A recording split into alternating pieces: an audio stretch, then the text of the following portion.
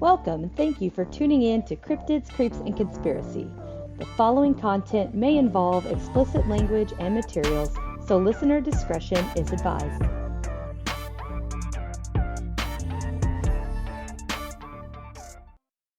Hi everyone, with me today is Traci and Samantha from the Suspended Sentence podcast. I was really afraid I was going to totally one. There's a lot of S's in there. A lot of S's. So I want to start off and give you guys an opportunity to let people know what your podcast is about, what you do, and that kind of thing, just so that they have an idea and they can. You want to go? Sure. So the Suspended Sentence is everything true crime and how it relates to the mental health field. So a lot of our cases, we will cover the mental health side of why people do what they do, or if there's a mental health diagnosis and how that might play into criminality and the judicial system. But we also do interviews with serial killers, people that are in jail on life sentences. We've done quite a few interviews. Victims' families, survivors. So we cover anything true crime. Yeah, I've been listening, and it's just the stuff I love when you guys give the little tidbits, you know, the safety, and the little tidbits you guys have with the safety, and I keep telling people about it. I'm like, you know, but especially for whatever reason, the one that stands out to me is when you guys mentioned putting like the air conditioner in and putting the bar in, and I didn't even think about that. I was like, holy crap! It's like right. I lived in a trailer, and I went to unlock the back door or the front door, and my key broke off in the door handle, just snapped off. So I was like, well, shit. So then, you know, I go to the back door and I use my spare key, and it snapped off in the door. And I'm like, what is happening? So I was out. So I very quickly learned how to break into my trailer. I could do it in 10 seconds, which was concerning to me. Very. And somebody else could probably do it. Yeah. And, you know, I lived at the time, I lived alone. I was in college. I didn't have any kids. It was just me. And so having those little bits of information are awesome. And I need to turn that chime off. But, but yeah, and I was listening to the what did you guys call it? It was like the facts, the serial killer facts. Serial killer trivia. Yes, that was it. And I was like, oh, like some, you know, I couldn't remember the name, but I knew about the Monday girl. You did? Yeah, so I listened to covered it. I don't like Mondays either. I'm only a block from the school. I was like, but I was like, mercy. So I think I was 19 or 20 years old, and I was dating a guy who, I'm so grateful for this guy, who we moved in together, and we had an apartment in Casper, Wyoming, and it was a ground level apartment. And his big thing was teaching me how to break into things so that I could protect myself from being broken into. And he was actually the one that was like, okay, so we don't have the key. And I'm like pregnant with Samantha at the time, right? I'm like 8 months pregnant. And he's like, oh, I don't have the keys. And I'm like, the keys are in your hand. And he's like, nope, I don't have the keys. How are we going to get in? And I was like, we're going to call the landlord. And he's like, no, we're not. And he goes outside and he's like, push on the air conditioner.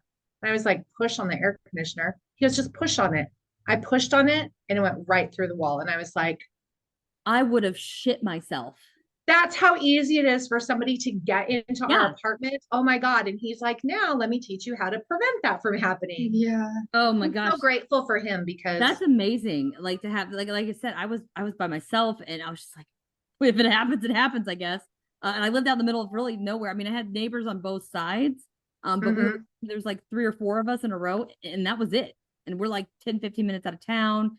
And I thought it was awesome. And I've always been interested in the psychology and stuff like that. I've especially, you know, with the mental health stuff that I struggle with. And I want to try to, you know, bring awareness to people so that they have the resources and things that they need. Sure. And it's just really cool, because like I listened to that and I'm just like, oh, because that was like my favorite part of college was the psychology piece. And it's just, you know, something cool. And I love you guys, and I'm glad that I got to get you on here. Well, thank you so much for having us. We're so excited to be here. Yeah, we're pretty big fans of you too. You do a really, really well job. You do a good job. Awesome. Well, I get I get to pop my true crime cherry tomorrow. Yep. Doing my first. This is like really burning. Whew. Yeah. Like, yeah. Oh, for those of you that can't see it on the video, because my videos are going to be on my Patreon page, I have this nice little mark that showed up right before we recorded. I have no idea what did it, but it looks like somebody kicked me in the face. Like literally just Literally appeared kicker. out of nowhere. Yeah. And it's really burning, and like my ears even burning. It's kind of weird. But yeah, so it's a little distracting. I'll try to get through it. Trying to power through that.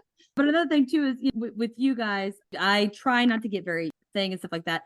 But with you guys, you're talking about, like, this morning, my son was just out with this papaw. They were hunting and doing and that kind of thing. I've hunted. I've grown up with that, and it's just always been part of it. And I actually think my cousin just got back from, I think it was Wyoming. They went on they went on a hunt, and he got something with a big brack. I don't know what it was. Probably an elk with antlers. But it was huge. That's all I know. But it's really cool to have you guys be very positive and knowing guns don't kill people, people kill people, and to be educated and know the difference. Is like when you guys were talking, I was like, oh my gosh, it's like, yeah, like my kid, it was like, here's the gun, here's how you use it. Even his toys, he'd have a little laser, and he was like, I'm like, no, you don't aim it at people, you hunt to eat.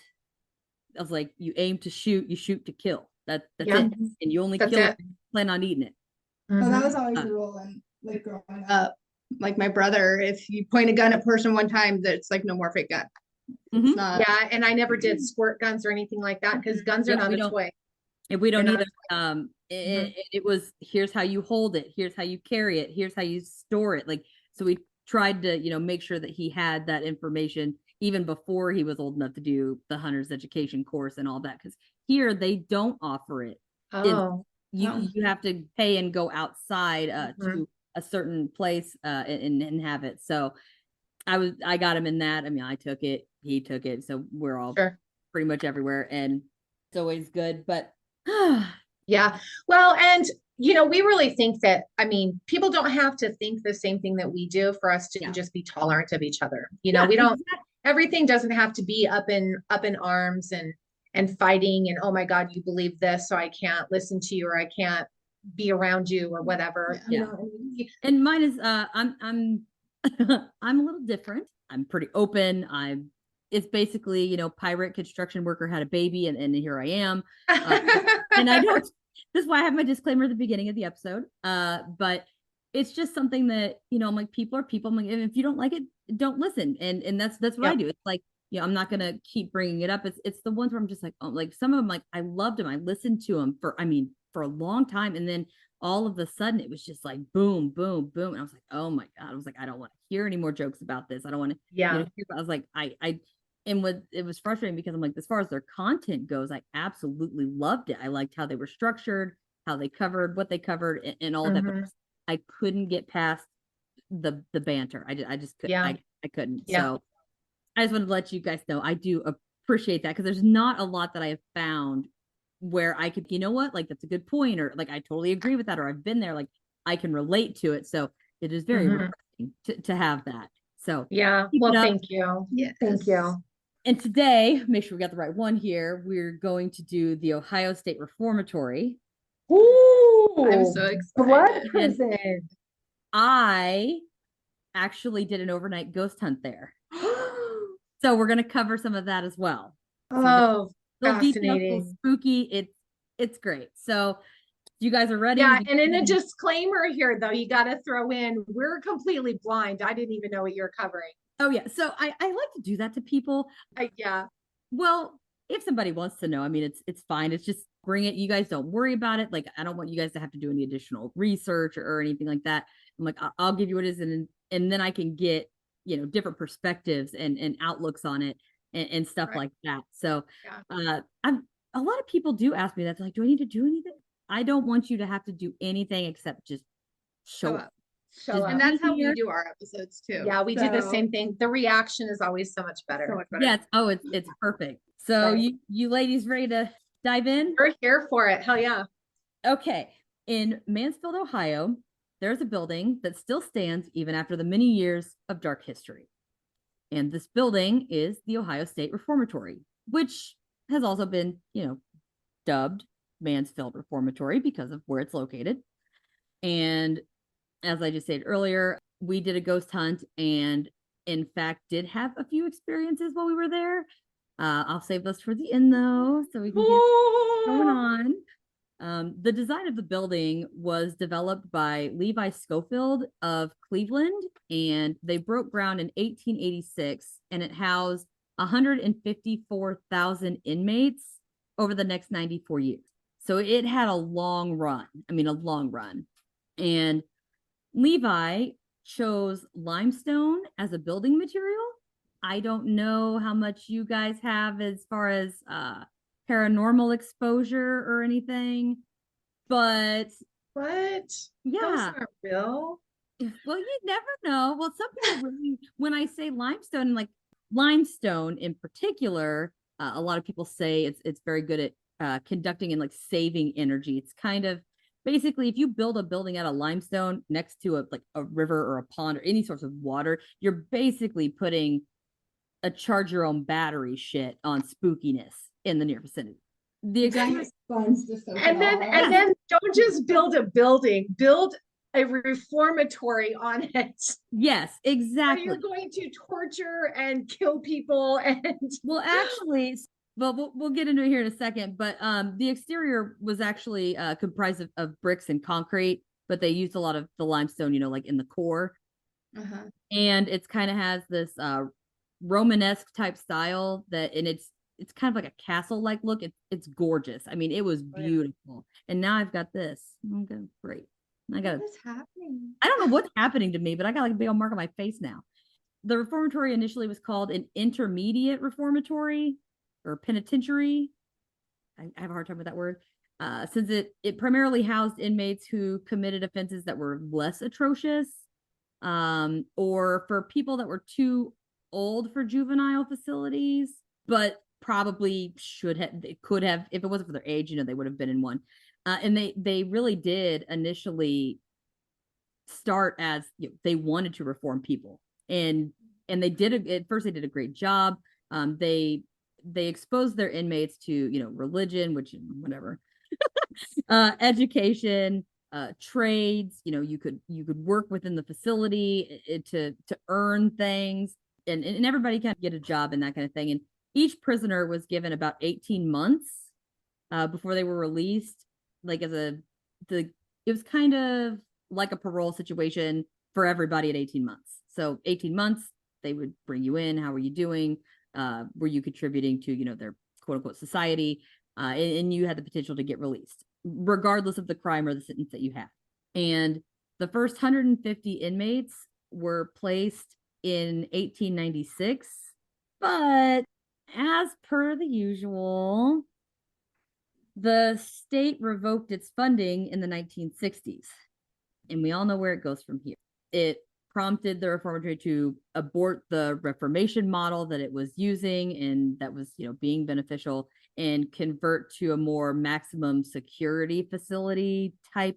By the time the 80s rolled around, the conditions of the facility were horrible. I mean, they deteriorated to the point where inmates actually sued the state and won. Oh, wow. For how bad the living situation was. And after the successful suit, they began construction on a new facility nearby. And that one, the old one, was closed for good in December of 1990. So just a few months after I was born. And now things are going to start. We're going downhill fast. From 1935 to 1959, Arthur, I have a hard time with this name, Glattke. It's Glattke. Oh, okay. So he was a well-respected superintendent, or a warden, as many people refer to it, at the reformatory, and his wife Helen was also held in very high regard with the prisoners. So everybody, they got along with the warden, and they respected him. They respected his wife, and back then, they kind of lived on site basically. And but unfortunately, In November of 1950, Helen was injured when a handgun discharged while she was reaching into a jewelry box in the family's quarters, and she died of pneumonia after being admitted to the hospital 3 days later. She reaches in the gun. I'm assuming it didn't give drastic details, but my assumption is she leaned, it fell, and probably shot her somewhere in the chest area. And that's probably why she developed the pneumonia, would be my guess, with all the fluid and stuff build up. I don't know, but that would be my best guess. I just wasn't expecting you to say pneumonia after you said gun. I was like, wait, what? Yeah, I was like, oh yeah, the pneumonia got her. It's like, whoa, hold on a second. That was in 1950. And then Arthur, her husband and the warden, experienced a heart attack in his office and died on February 10th of 1959. So just 9 years later. Yeah, many of the inmates and employees never got to leave the ground. Ever. Yeah. Why are you looking like that? She looks like she's got something there. Like she looks like she's holding on to something. Ooh, ooh. But at least 215 unclaimed bodies of those who fell victim to influenza, TB, other diseases, and violence were all buried in a joyless and uncelebrated cemetery on the grounds of the penitentiary. So they didn't make it. So never left. Ever. Yeah. Literal life sentence and afterlife sentence. Yeah. They said that 2 of the deaths were guards that were killed in escape attempts.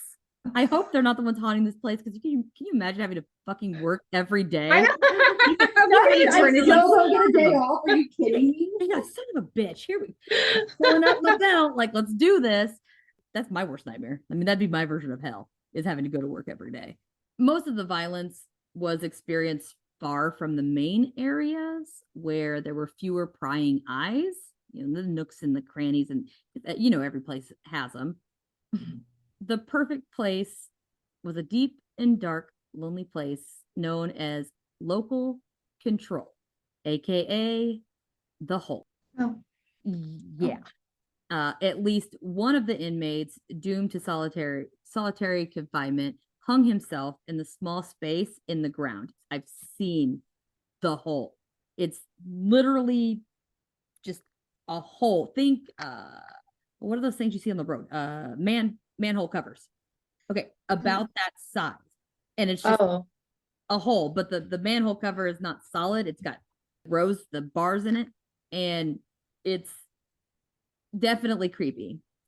Another like can you lay down in it? Like, is it narrow like that? Stand only. And what they're saying is because there's the bars on the top, they took something, I don't know what they used, whether it was their clothes or something, and they hung themselves from the top in the hole. Yeah. Jesus Christ. Yeah, it gets pretty gnarly. And then another man was actually able to get his hands on the stuff to catch himself ablaze. He just burnt himself alive. Ugh. I can't even like, I don't know why you would go that route. Yeah. I think the hanging guy was probably had the better idea there. But one time the guards weren't paying attention, or they didn't really care per se. 2 men went into a cell and only 1 man came out. And it doesn't take any time at all. Right. Then in the 1930s, there were riots through the facility.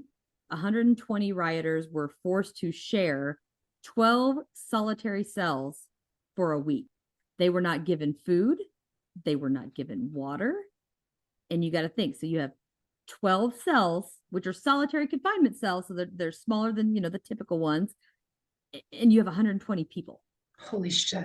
So that's what, 10 per cell? Yeah. And in a cell that's made for 1. Yeah, no food, no water. We'll get into the other one, because there's some bad mojo up in that place. Now we can kind of get a little bit of spooky stuff. There's been reported that people have been pushed, punched from multiple unseen forces.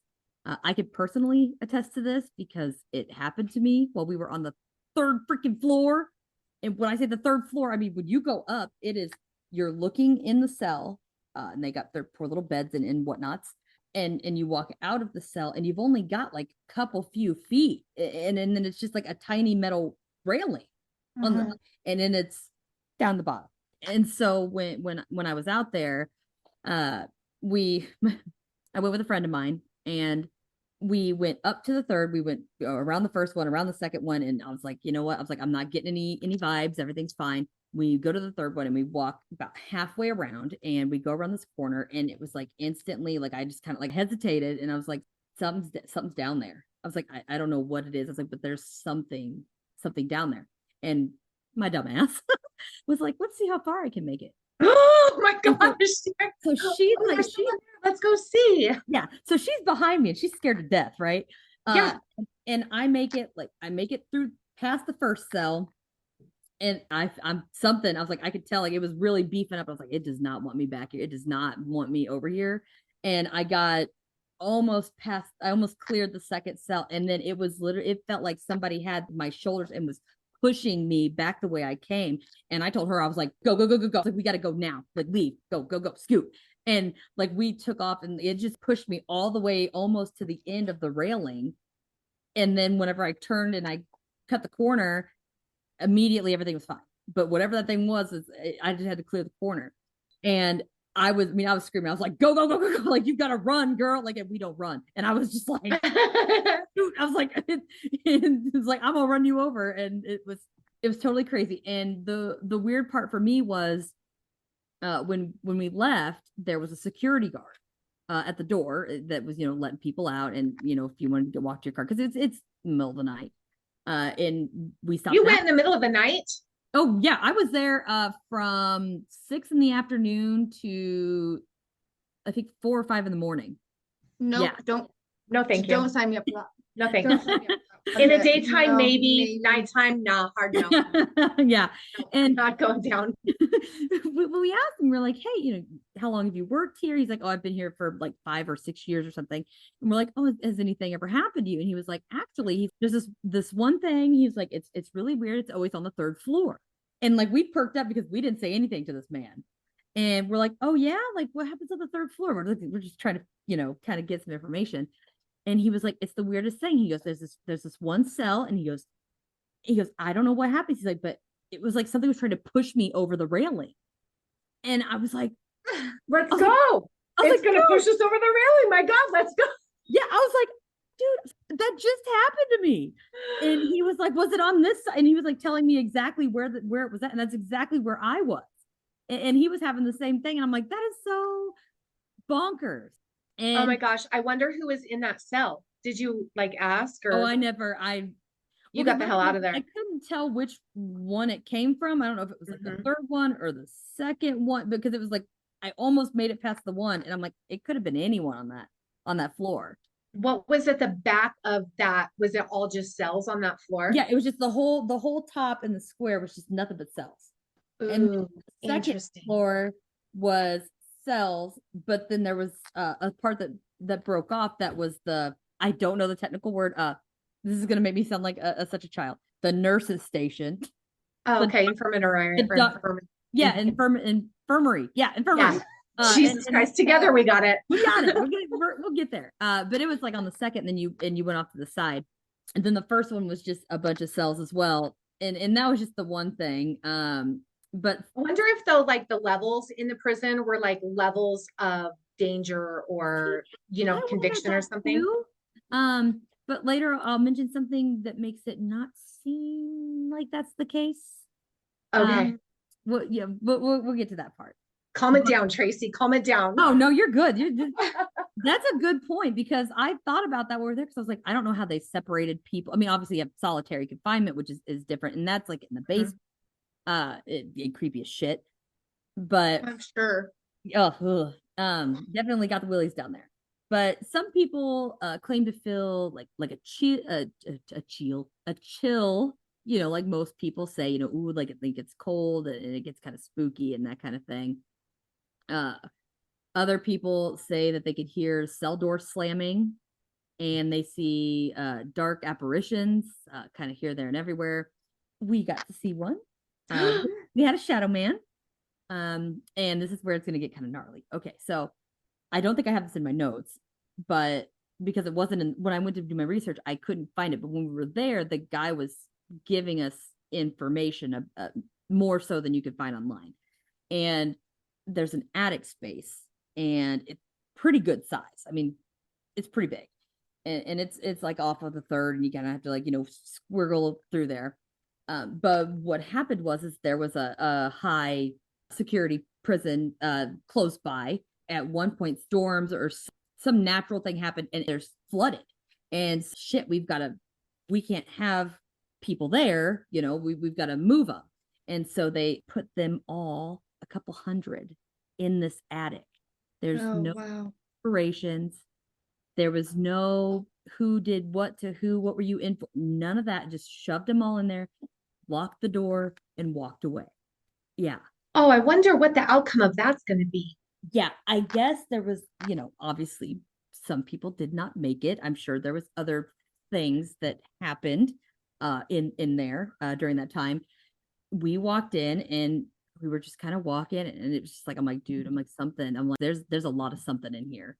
And we walked a little further back and a little further back, and then all of a sudden I just stopped, and I was like, something's behind us. And she was like, what? I'm like, there's something is behind us. And I was like, and she looks at me, she was like, do we turn around? And I'm like, yes. You said yes. I was like, well, because I was like, we gotta turn around. I gotta know what are we dealing with here? And I'm like, okay. And like, and we both, I mean, the hair just stood up, and I mean, I just was so uncomfortable, and you could just like tell that something was like looking at you. And I'm like, okay. I'm like, they go. And we turn around, and now keep in mind, there is one door, one way in, one way out, and that's it. We're in the back of this attic space, and we turn around, and right next to the door is this thing. Like, the best way I can describe it is almost like you ever see those cutouts people make? They're black, they're like a silhouette, and it's like a cowboy with his leg up, and he's got like, okay, kind of like that. Lose the hat, and it wasn't a cowboy, and it was just by the door, and we both just looked at each other, and then looked back, and then we turned back around, and we're like, okay. And we're like, what do we do? Like, we've got to get out of here. Like, how do we get out of here? And I was like, okay. I'm like, whatever you are, we see you. We know you're here. I'm like, but you've got to go. We need to leave, and you're by the exit. You need to leave. I was like, you got to go, like, now. Okay, we're going to turn around. Like, Mo was like, we're going to turn around. And we turn around, and he was gone. And we got the hell out of there. I mean, were you by yourself? You and just me and my friend. Yep. So what they do is they do like a structured thing where you kind of walk around with everybody as a group. And then you do a seance in the church. We'll get to that. And then after that, it's kind of like there's like a group of like 5 people that came, and there's like a group of like 10, and then there was like a couple couples. And so then you kind of like break off in your own little groups to kind of do your own thing. And then they go in smaller groups with the ghost hunter that was there, that professional, and you each get a chance to go with him. Is it me, or is things keep like getting dark on my side?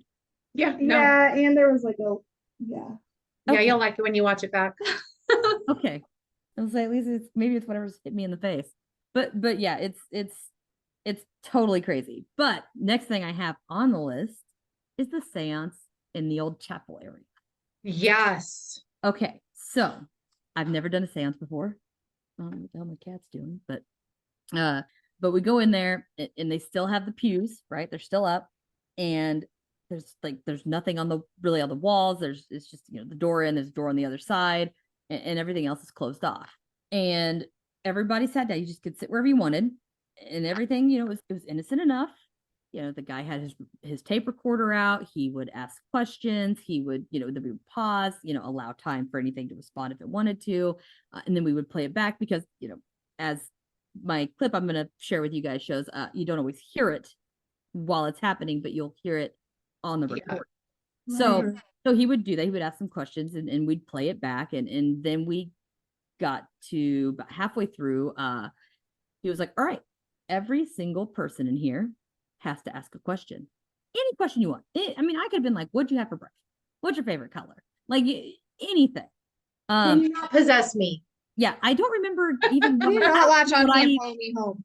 yeah, I was like, I don't even remember what I asked. About halfway through, people asking questions, like I'd been fine the whole time, and then out of nowhere, it like hit me like a ton of bricks. I was so nauseous. I mean, I was literally scanning for a bag, a bucket, something, because I was like, I'm gonna puke. It's like I feel horrible. And I just like I couldn't even focus. Like I was getting all sweaty, and I was like, this is really weird. And I was like hot. I was like, what is happening to me? And the next person asked a question. It just, it was getting worse and getting worse and getting worse. This person asked it, and then something in the back of the room, it sounded like a sheet of metal fell and hit the floor, but there's nothing back there. But as soon as that thing hit the floor and we like moved, like we were all kind of like stopped, and then everything kind of like settled down and we went to the next person, I was totally fine. Right before something happened, it was like I was horrible. And everybody asked the question, we went through, and he played it back for everybody to see if we could find anything. And we started getting to the part where I was sick, and I raised my hand because I was like, hey. He was like, what's going on? Do you have a question? I said, yeah. I was like, I don't know what it was. I was like, but right here, I was like, I almost puked. I was like, what is my problem? I was like, I don't understand. I was like, I was so sick. And he was like, actually, he's like, you must be pretty sensitive. And I was like, I guess. And he's like, because sometimes if other things, if something's getting ready to happen, sometimes people are sensitive, it'll physically kind of like make us sick because of all the extra, going on, and we're picking up on it, and our body doesn't know what to do with it. So we just kind of get sick. Yeah. Energy. Yeah. And so he was like, oh, so like that was kind of reassuring to me that I maybe am not batshit crazy, and it really is a thing. But it's just like as soon as it was done, I was fine, and I was fine the rest of the night. It was interesting. Yeah. And we did go down because I just had to see the hole, right? Obviously. But I guess at one point they had multiple people down in the basement and in solitary and in the hole and in that kind of thing. And it rained substantially, and it flooded the basement, no. and they all drowned. Every single one. Yeah. Holy shit. Yeah, like I don't remember if they mentioned them trying to even get them out or if they just left them.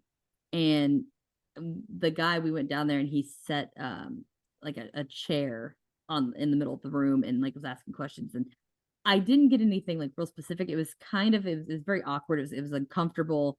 Something like I was like, I have something's in here. I was like, but it wasn't anything as specific as like before. And it was really ominous in there, and you could feel the sadness and stuff like that. And it was tough to get through.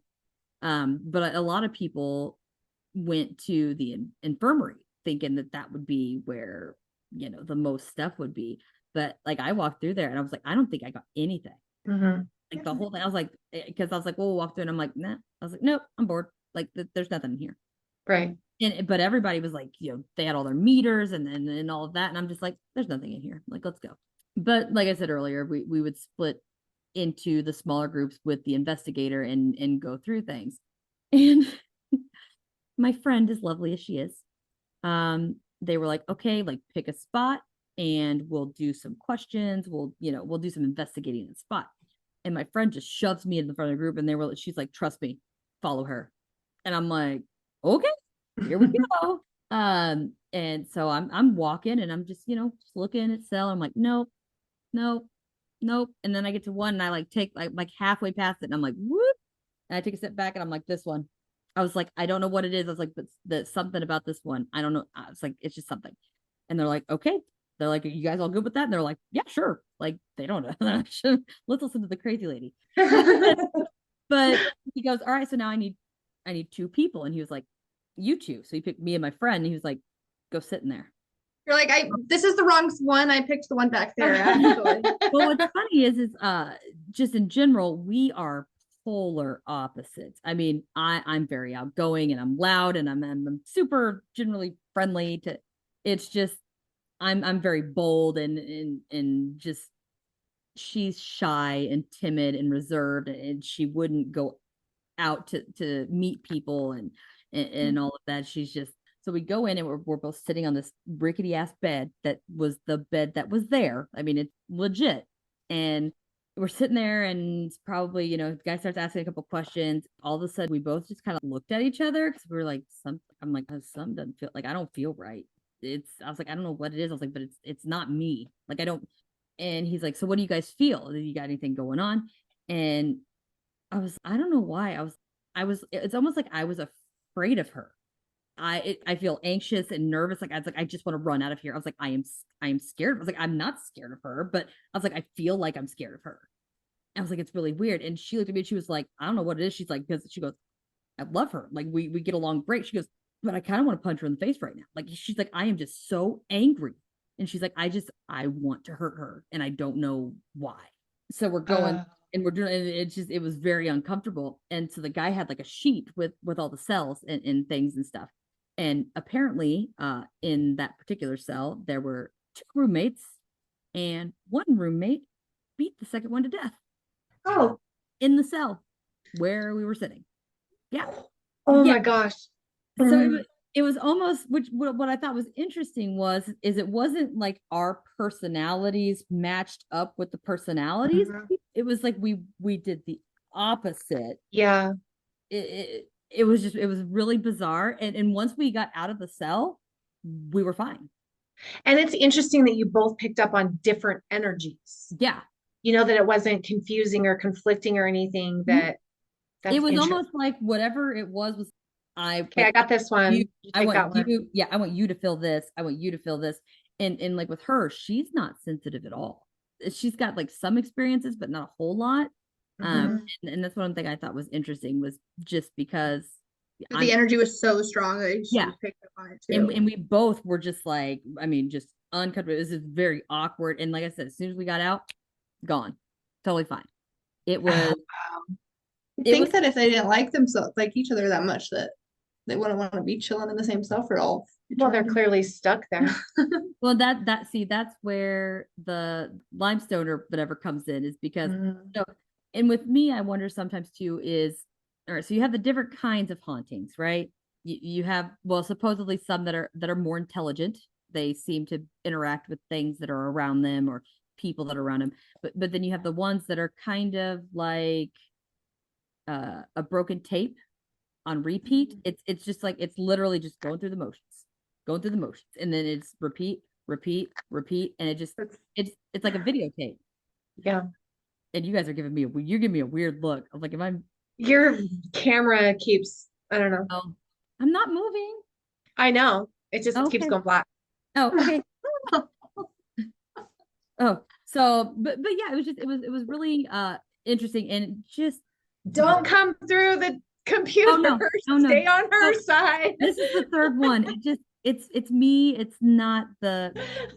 It's like when people are like, "Oh, you live in a haunted house." It's like, no, I'm the haunted in the house. It's right. Just stay over there. Yeah. We're good over here. Yeah. But it's so crazy, and I could always keep sage sticks in my car. So when we got out, we saged down, we saged the car, we did some little things and left. And I'm actually, next weekend I'll be going to Ashmore Estates to do an overnight hunt with my mom. I'm sending you a package of Wyoming sage. Oh, I will take all I can get. But this time, I've got a like a GoPro camera that's like night vision, and I've got my recording stuff. I've got extra batteries. Like, you're ready. But yeah, it's just some of the stuff I don't know kind of like what it is. It's just it's just quickly it can just go away. Yeah. That's wild. That's crazy. So we did an episode on the 10 most haunted prisons in America, and the one that you're talking about is number 3 on the most haunted prisons in America. And do you remember, like, they would do lobotomies there? They would do, I mean, the shit that happened in that reformatory was absolutely insane.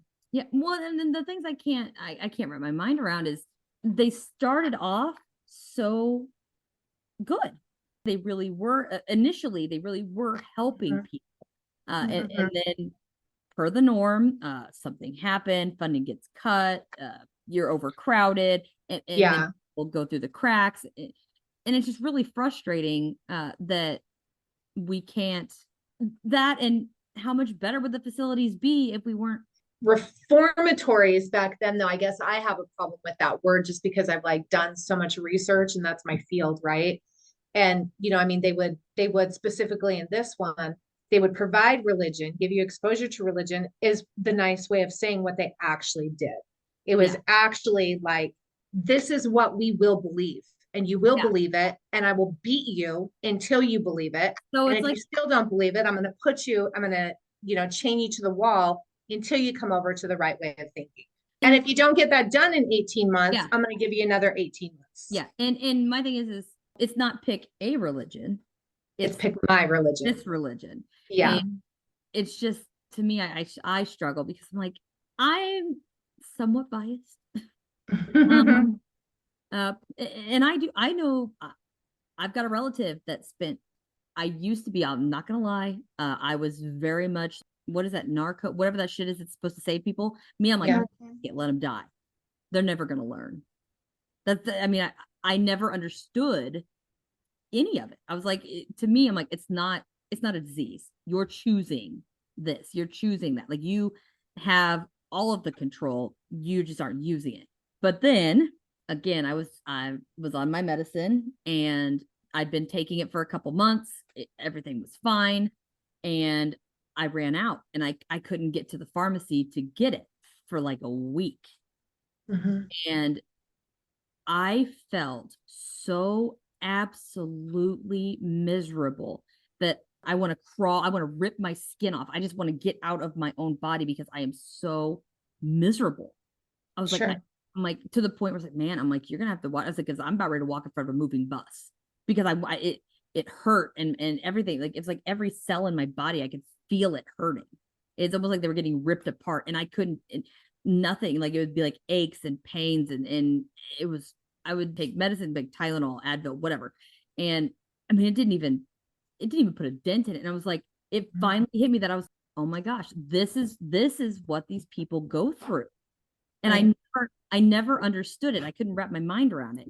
And so now I have a much more of an appreciation for, I mean, I still don't agree with a lot of it, but I'm like, I get it, because I'm like, if it was smoking something or a needle in my arm or whatever, and it was making me feel that way, you bet your ass I'd do it again. Sure. Just so I didn't think I was going to make it through it. Yeah.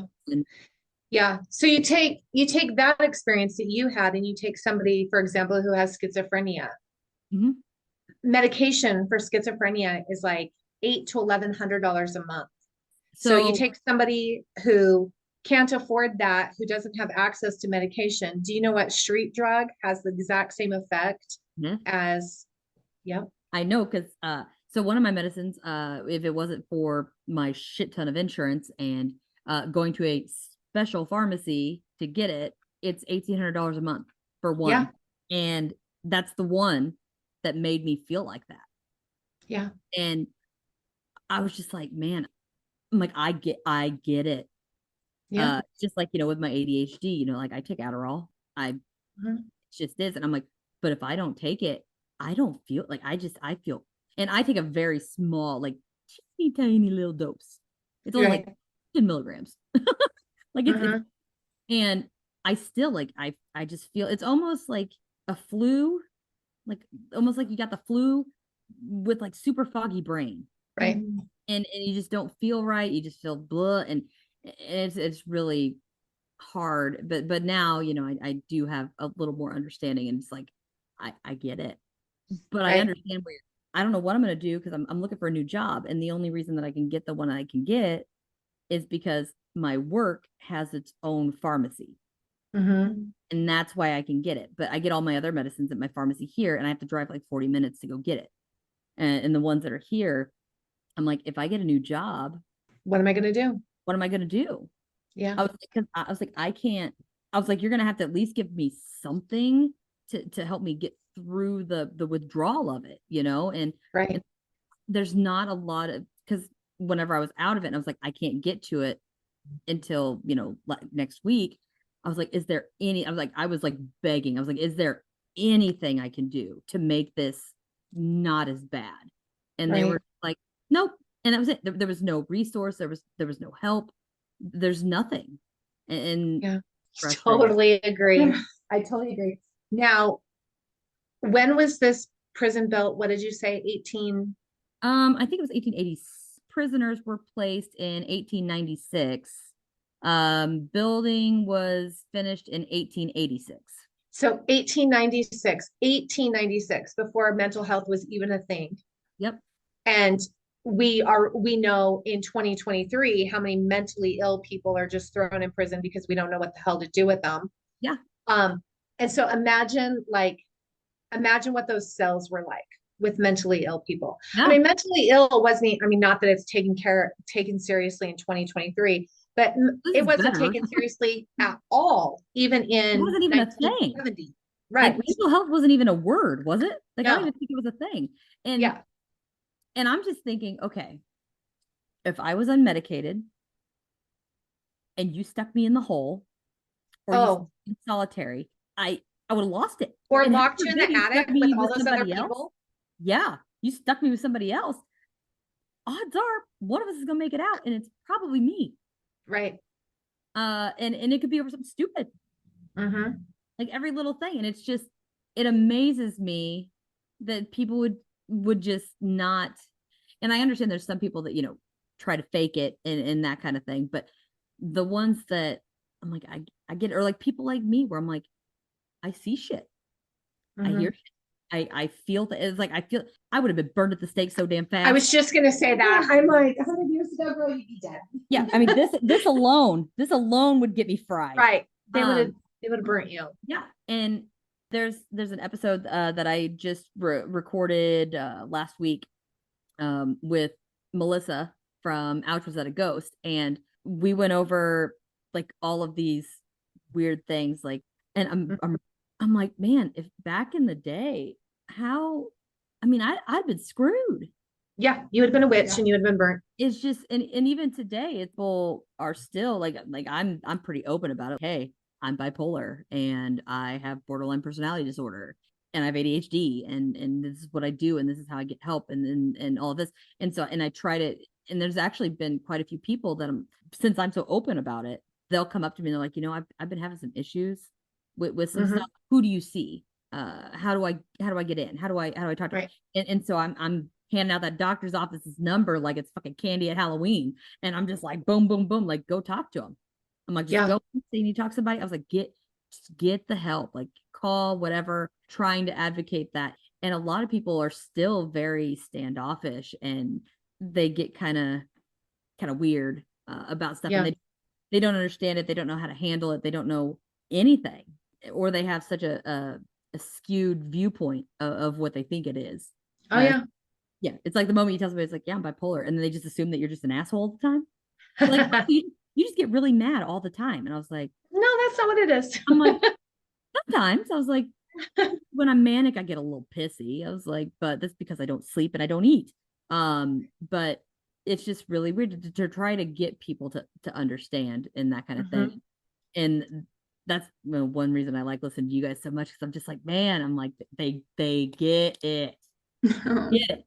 But yeah, so I'm gonna go ahead and chalk this up to I'm okay. I would love to visit again. I had a good time. I mean, it was a little spooky, but I did have a good time and met some cool people while we were there. And that kind of thing. It was great. While we were, we actually stayed in a little tiny B&B. I wish I could remember where it was at because I would give them a shout.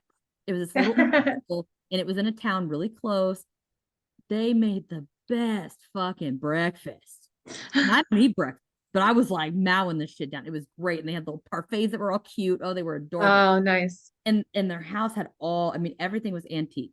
So yeah, everything during the day. I don't know that I'm gonna do a night tour. But this is just a little B&B we stayed in, and we walked up and they had like all these old photographs and all this stuff and a lot of history in the house, and it was awesome. I mean, we walked up the stairs looking at her. I was like, and I was like, I don't know what it is. But there was this little, it was a little bench, like it looked like a little, like you know, sit down, take your shoes off or something. And it had like red velvet or something, or felt, or I think it was like velvety stuff. But I was like, there's something. I was like, Yeah. So I mean, our phones will be right beside each other, and one or the other one will work, and the other one won't. yeah. And it's like, it has to do with how receptive you are to it. Yeah. So we have, I'll go back and visit. I'm assuming day visits only for you guys. Day visits for us. Yeah. No. Okay. I don't. Are you in for a night visit? Or are you only in for a day visit? I mean, I feel like if you're gonna go, you might as well like go hard. I don't know about all that. Yeah, that a girl. I mean, And I really do want to go. So we need to just plan it and let's all go together. We definitely should. The penitentiary. Sure as hell wasn't no hotel from hell, I guess. How many stars would you give that one? Yeah. 0. we all got together and they took one big picture, and they emailed it to, you know, the email that you signed up with, and so everybody got a copy of it. And they did like pizza and drinks and coffee and stuff that you could have throughout the night. So it was really good, and then you could network and that kind of thing and get to know people. It was really good. It was a good time. It was my first one I ever went on. But yeah, we should look it up and see what they got going on. I think we went during the summer. So that's the Ohio State Reformatory, and we'll have to get together and get hooked up. And again, I really appreciate you guys taking the time to go with me on our little journey here. Yeah, no, it's fun. And it's fun. It's fun to finally do this. Yep. So yeah, so I've been listening. I'm just like, oh, and it's so good to put a name, you know, with a face, and it's awesome. And I just happened to look over and I saw their emblem, their logo was on a screen. And I was like, oh my gosh, I know you. And they were like, and I told them who I was, and they knew exactly who I was as soon as I told them my name. Yeah, we'll definitely have to do some looking, and I'll send you guys that file. Perfect. Yes, I want to see, and I think it'll be fun to rewatch this. Yeah, back here a little bit. Yeah, you're not like that. Yeah, my goal is to, you know, obviously have my audio and stuff, and well, keeps it nice and real for you. But yeah, for everybody who's watching or listening or whatever, seriously, go on over, check them out. The Suspended Sentence podcast. They're great. Give them a listen. Don't forget to follow. Thanks for having us. It's not a problem, and hopefully I'll talk to you guys soon. Very soon. Stay safe. And that wraps up our episode for today. Please rate and review the show wherever you listen to help me out and make the podcast easier for others to find. And don't forget to follow on Facebook and Instagram, and check out the website at www.cryptidscreepsandconspiracy.com. There you can find episodes, links to the social media, leave a review, find the link to the merch store, and donate to support the continuation of this pod. You can also find the link to the Patreon page.